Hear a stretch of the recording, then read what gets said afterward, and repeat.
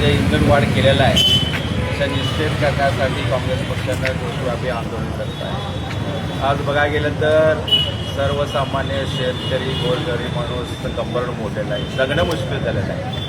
आणि petrol diesel वाढलं म्हणजे नुसतं गाडीचं वाहन वाढत नाही की त्याचा परिणाम ओव्हरऑल सगळ्यावर होतो आहे। ते ट्रान्सपोर्टेशन वाढल्यानंतर दैनंदिन जीवनामध्ये जीवन आवश्यक वस्तू आहे त्याच्यावर परिणाम होतात, म्हणजे सर्वसामान्य जगणंच मुश्किल होत जातं आहे। त्यामुळे आता पेट्रोलचं दर 100-1 रुपये वाढत चाललेलं आहे, आता किती 109 झालेलं आहे आणि डिझेल 100 रुपये झालेलं आहे। त्यामुळं आता सर्वसामान्य विचार करतात जगायचं कसं, आणि केंद्र शासनाला जागृत करण्यासाठी आम्ही काँग्रेस पक्षामध्ये निश्चित करत आहे।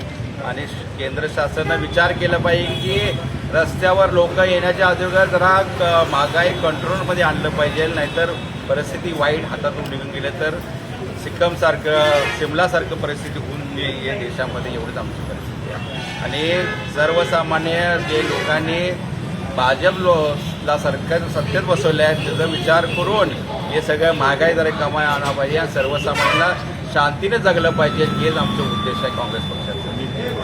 परिस्थिती ओव्हरऑल भाजप सरकार हे महागाईवर न विचार करता बाकीच्याच लक्ष घालायला आहे।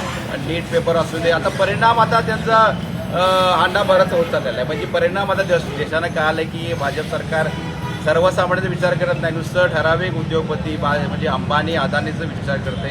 जो ब्रिटिश लोक 150 वर्ष राज केले त्याचप्रमाणे अंबानी आता देशावर राज करत होत चाललेलं आहे आणि सर्वसामान्य जगणं मुश्किल होत चाललेलं आहे। त्यामुळे केंद्र शासनानं जरा विचार केला पाहिजे, जेव्हा लोक हातात सत्ता घेतात, दांड्या हातात घेतात तेव्हा कुणीही ऐकत नाही। त्यामुळं हे वेळ येण्यापूर्वीच शासनानं विचार केला पाहिजे, हे आमचं काँग्रेस पक्षाचं त्यांना विनंती आहे आणि आव्हान आहे।